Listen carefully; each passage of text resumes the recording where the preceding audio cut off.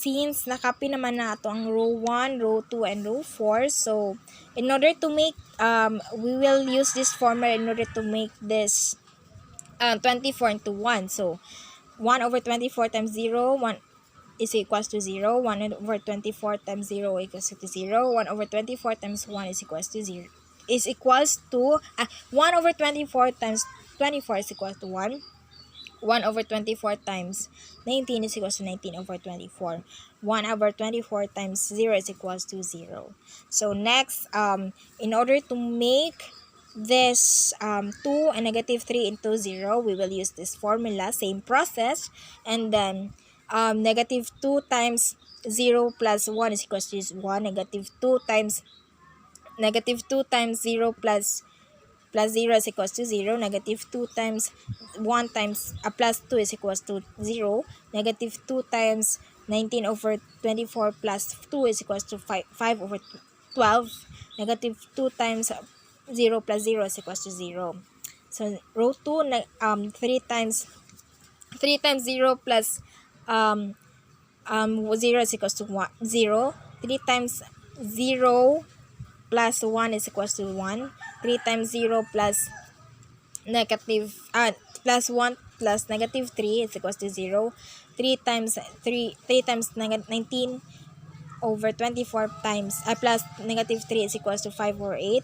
3 times 0 plus 0 is equals to 0. So therefore, the set of u1, u sub 1, u sub 2, u sub 3, and u sub 4 is linearly dependent. So let's proceed to letter D. So set of u sub 2, u sub 3, and u sub 4, and u sub 5. So same process, the value of u sub 1, u sub 3, and u sub 4, and u sub 5, ato siyang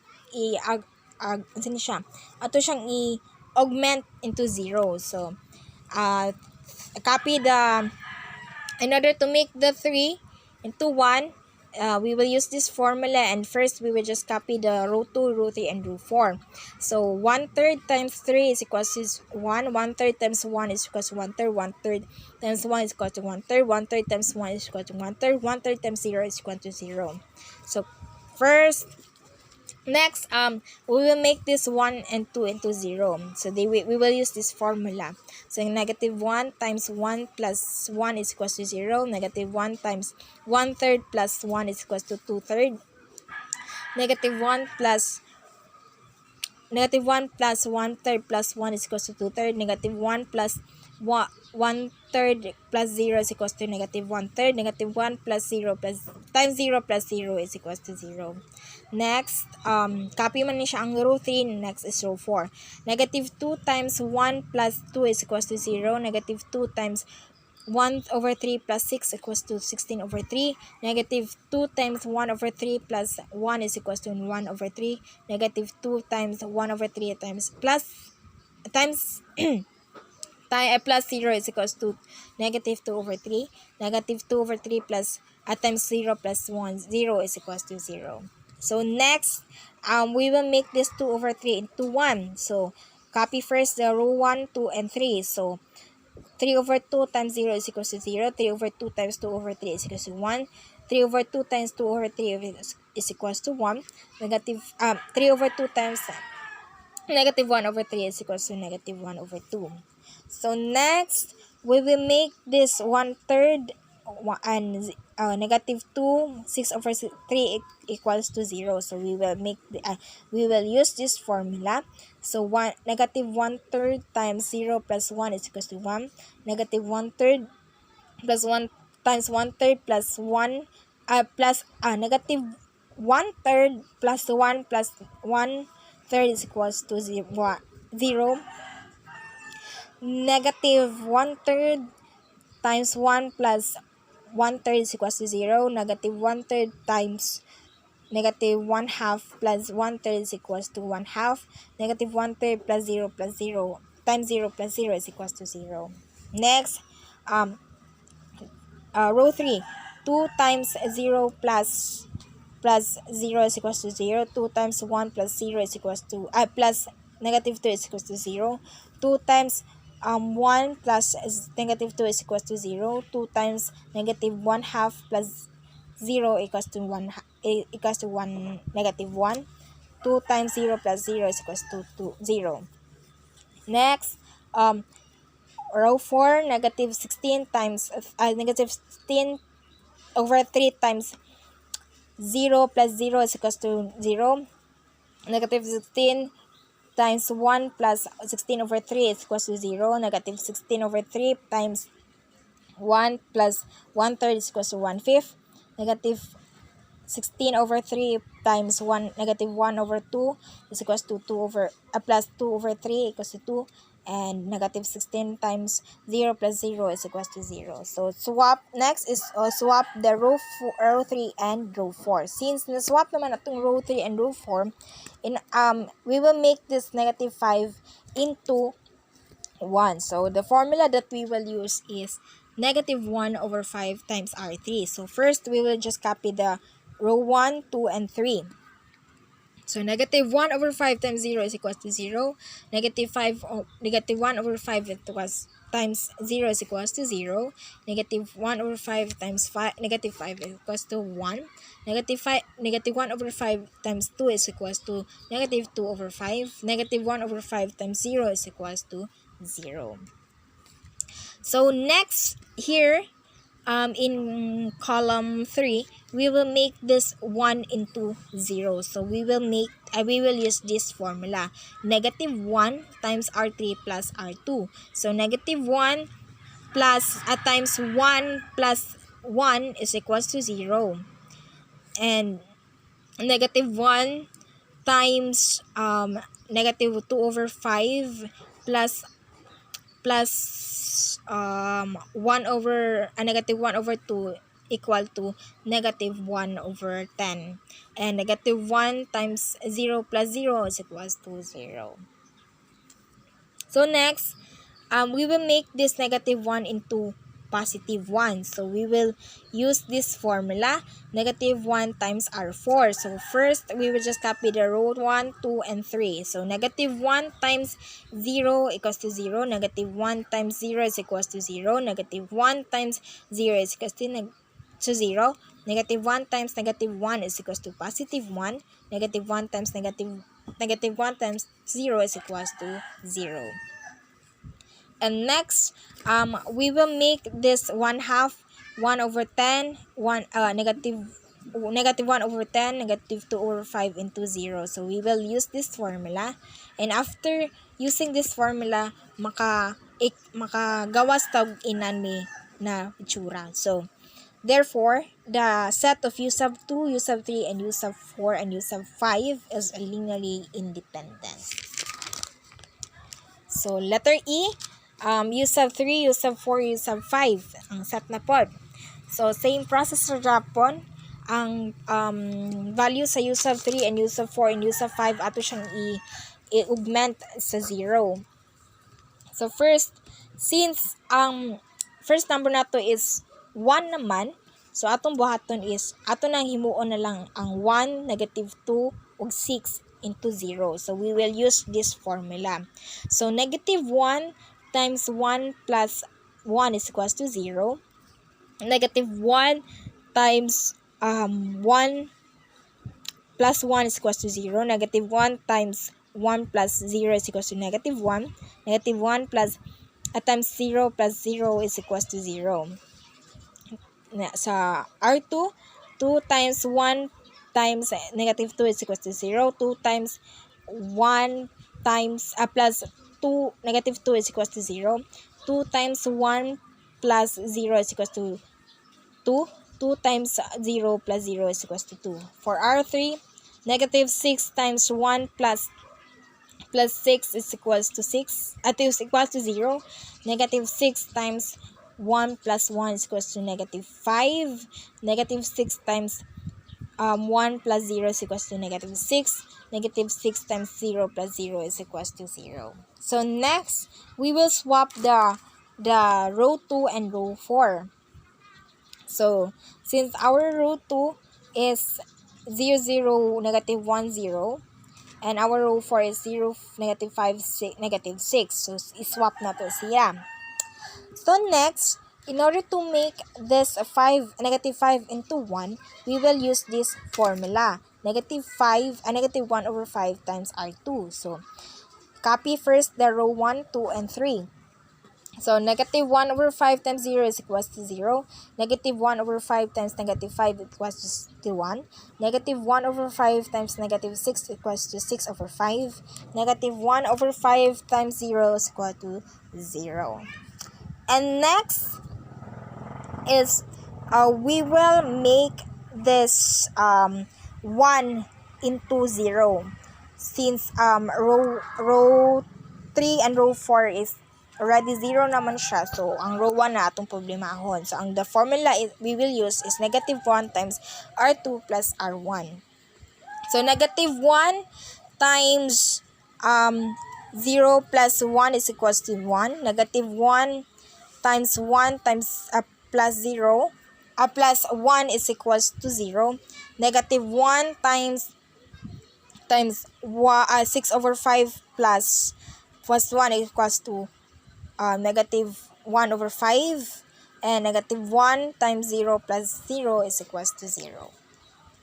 And next thing to do is to make this 2 into 1. So we will use this formula, 1/2 times R3. So first, we will just copy the row 1, 2, and 3. So 1/2 times 0 is equals to 0.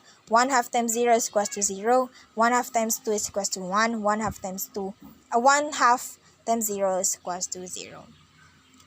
Next, we will make this negative 1 over 5, 6 over 5, and negative 1 into 0. So we will use this formula. So, 1/2, for row 1, the formula is 1/2 times R3 plus R1. So 1/2 times 0 plus 1 over 5 times 0 plus R1, which is 1, is equals to 1. 1 over 5 times 0 plus 0 is equals to 0. 1 over 5 times 1 plus negative 1 over 5 is equals to 0. 1 over 5 times 0 plus 0 is equals to 0. So for R2, the formula is negative 6 over 5 times R3 plus R2. So negative 6 over 5 times 0 plus 0 is equals to 0. Negative 6 over 5 times 0 plus 1 is equals to 1. Negative 6 over 5 times 1 plus 6 over 5 is equals to 0. Negative 6 over 5 times 0 plus 0 is equals to 0. So for R4, the formula is 1 times R3 plus R2. So 1 times 0 plus 0 is equals to 0. 1 times 0 plus 0. 1 times 0 plus 0 is equals to 0. 1 times 1 times negative 1 is equals to 0. So 1 times 0 plus 0 is equals to 0. So therefore, the set of u sub 3, u sub 4, and u sub 5 is linearly independent. So next, letter F. So the set of u sub 5. So the value of u sub 5 is 1, 0, 0, 0. So ato siyang i-augment into 0. So since okay naman siya, identity matrix naman siya, so therefore, the u sub 5 is linearly independent. So let's proceed to number 6. So let a sub 1, 1, 2, a sub 2, 2, 1, and a sub 3 is 3 and 5. So express as a linear combinations of a sub 1 and a sub 2 is possible. So atong i-augment ang value sa u sub a sub 1 o a sub 2. I-augment nato siya sa 3 over 5. So first, since atong first number is 1 naman, so ato na lang buhaton is to make this 2 into 0. So to make this 2 into 0, we will use this formula. Negative 2 times R1 plus R2. So negative 2 times 1 plus 2 is equals to 0. Negative 2 times 2 plus 1 is equals to negative 3. Negative 2 times 3 plus 5 equals to negative 5. Next, we will make this negative 3 into 1. So to make this negative 3 into 1, we will use this formula. So 1/3 over 1/3 times R2. So copy first the row 1. So 1/3 times 0 is equals to 0. 1/3 times negative 3 is equals to 1. 1/3 times negative 1 is equals to 1 over 3. So next, we will make this 2 into 0. So we will use this formula, negative 2 times R2 plus R1. So copy first the row 2. So negative 2 times 1 times 0 plus 1 is equals to 1. Negative 2 times 1 plus 2 is equals to 0. Negative 2 times 1 over 3, negative 1 over 3 plus 3 is equals to 7 over 3. And then our C1 and C2 is 7 over 3, and our C2 is negative 1 over 3. So for checking, we just substitute the value of 7 over the value of C1 and C2. So 7 over 3 times 2 is equals to 73. 7 over 3 times 2 is equals to 14 over 3, plus negative 1 over 3 times 2 is equals to 2 over 3. Negative 1 over 3 times 1 is equals to 1 over 3. So 7 over 3 plus 2 over 3 is equals to 3. 14 over 3 plus 1 over 3 is equals to 5. So equal silang duha. So the vector A sub 3 is a linear combination of A sub 1 and A sub 2. So next, letter B, is A sub 1 a basis for R2, why or why not? So A sub 1 is 1 over 2. So ato siyang i-augment sa x and y. So since row ang 1 is already 1 naman siya, so atong problema is kanina pong row 2. So to make this 2 into 0, we will just multiply into negative 2 times R1 plus R2. So negative 2 times 1 plus 2 is equals to 0. Negative 2 times x times x plus y is equals to negative 2x plus y. So our C1 is x, our C2 is negative 2x plus y. So therefore hence A sub 1 is a basis for R2. Letter C, is A sub 1, A sub 2, A sub 3 a basis for R2, why or why not? So atong value sa A sub 1 is 1, 2, and ang atong value sa A sub 2 is 2, 3, and our value for A sub 3 is 3, 5. So ang value sa A sub 1, A sub 2, and A sub 3, ato siyang i-augment sa x and y. So since okay naman yung ato first number, 1 naman siya, so atong problemahan is to make this 2 into 0. So the formula is negative 2 times R1 plus R2. So negative 2 times 1 plus 2 is equals to 0. Negative 2 times 2 is plus 1 is equals to negative 3. Negative 2 times 3 plus 5 equals to negative 1. Negative 2 times x plus 1 is y is equals to negative 2x plus y. Next, to make this 3 into 1, negative 3 into 1, we will make this formula. We will use this formula rather. So copy first of row 1. So negative 1/3 times negative 1/3 times 0 is equals to 0. Negative 1/3 times negative 3 is equals to 1. Negative 1/3 times negative 1 is equals to 1/3. And negative 1/3 times negative 2x plus y is equals to 2x plus y over 9. So next, we will make this 2 into 0. So copy first the second row. So the formula is negative 2 times R2 plus R1. So negative 2 times 0 plus 1 is equals to 1. Negative 2 times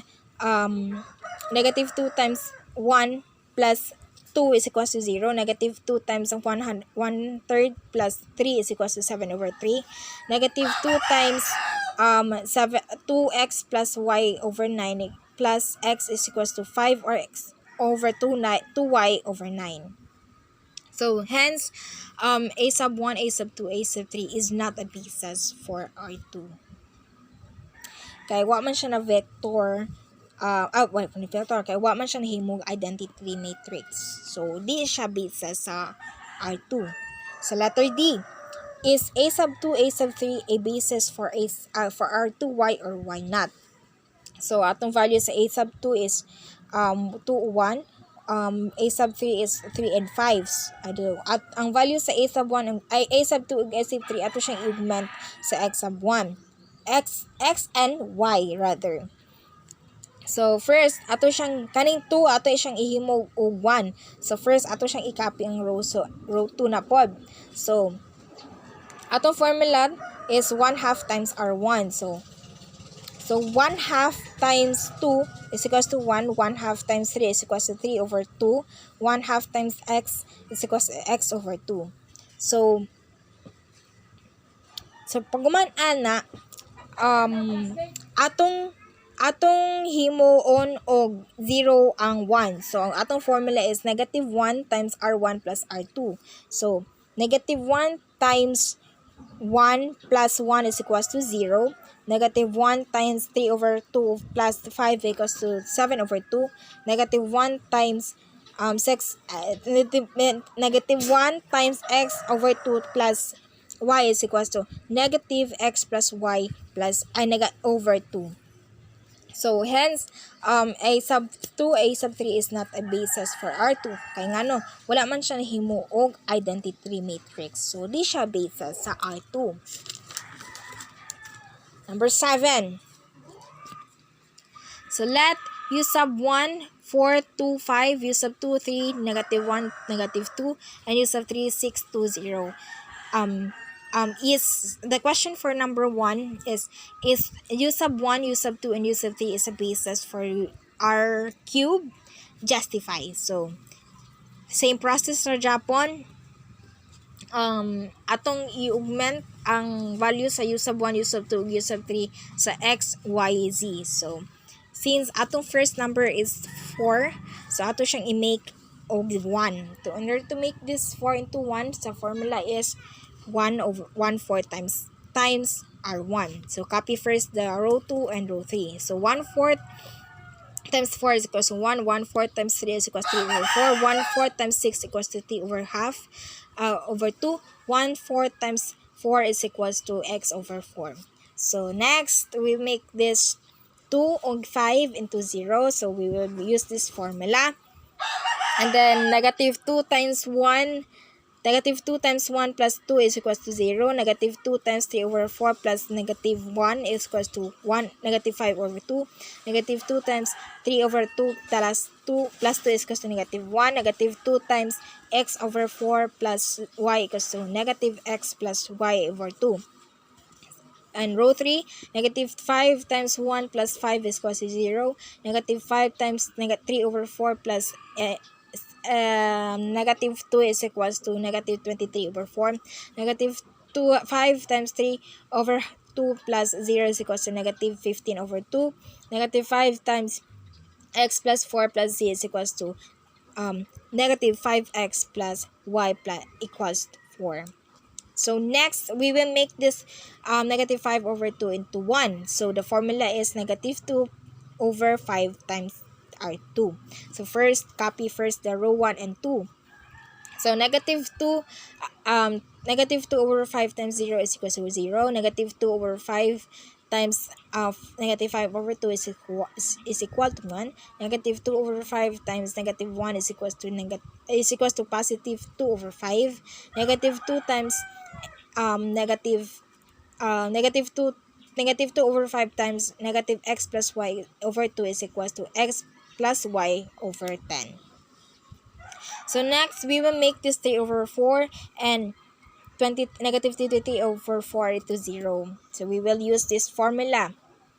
So negative 3 over 4 times 0 plus 1 is equal to 1. And negative 3 over 4 times 1 plus 3 over 4 is equal to 0. Negative 3 over 4 times 2 over 5 times plus 3 over 2 is equals to 6 over 5.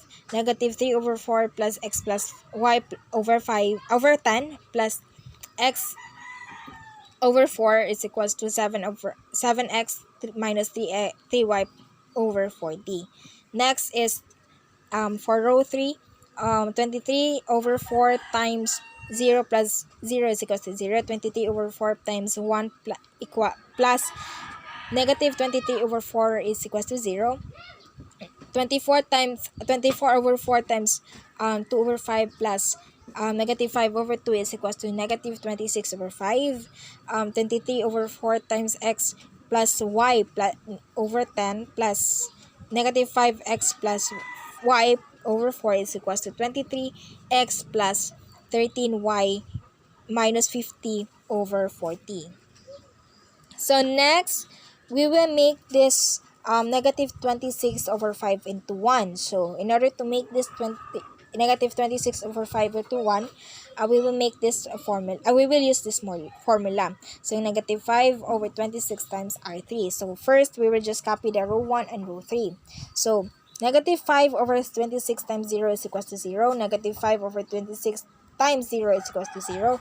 Negative 5 over 26 times negative 26 over 5 is equals to 1. Negative 5 over 26 times 23x plus 13y minus 50 minus equals over 40 is equals to 23x plus 13y minus 50 over 208.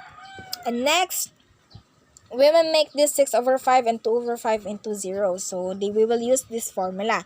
So negative 6 over 5 times 0 plus 1 is equals to 1. Negative 6 over 5 times 0 plus 0 is equals to 0. Negative 6 over 5 times 1 plus 6 over 5 is equals to 0. Negative 6 over 5 times 23x plus 13y minus 50 over 208 plus 7x minus 3y minus over 40 is equals to 16x minus 15 over 52. Negative 2 over 5 times 0 times 0 plus 0 is equals to 0. Negative 2 over 5 times 0 plus 1 is equals to 1. Negative 2 over 5 times 1 is equals to 2. Negative 2 over 5 times 1 plus 2 over 5 is equals to 0.